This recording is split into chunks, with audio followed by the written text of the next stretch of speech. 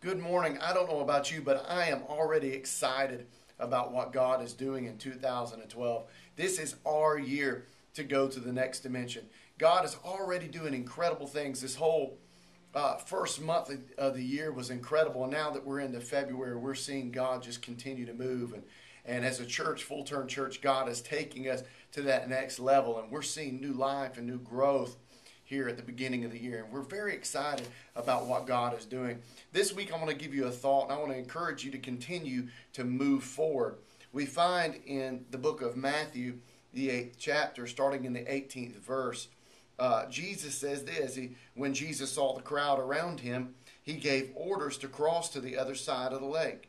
Then a teacher of the law came to him and said, "Teacher, I will follow you wherever you go." Jesus replied, "Foxes have dens and birds have nests, but the Son of Man has no place to lay his head."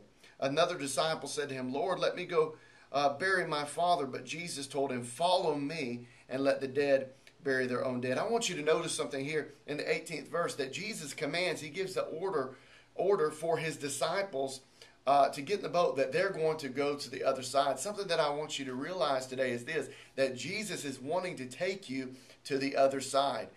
We don't need to stay where we've been anymore. We need to go to that place that God is calling us to. God is calling us to that next dimension, that next place in his glory where he can move in our life in a new and a fresh way. And Jesus gives a command to go to the other side.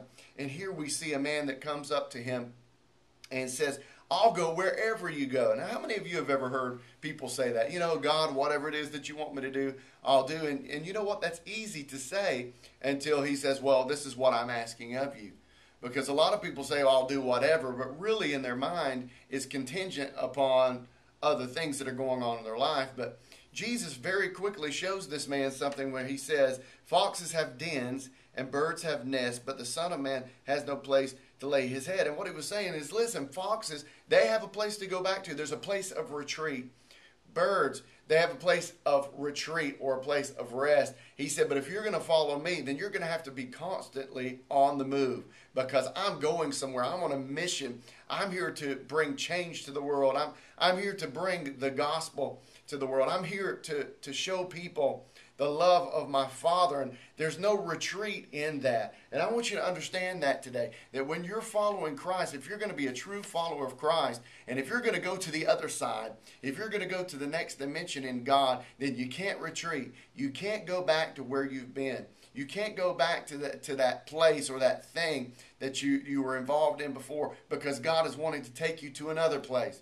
God is wanting to take you to a new experience. So don't hold on to the past if you're wanting God to take you into something new. So let's be encouraged today in this, and knowing that God wants to take us somewhere. He's wanting to take us to the other side. He wants to take us to a place that we've never been before. He wants to take us to a place that eye had not seen, that ear has not heard, that has not even entered into the heart of men.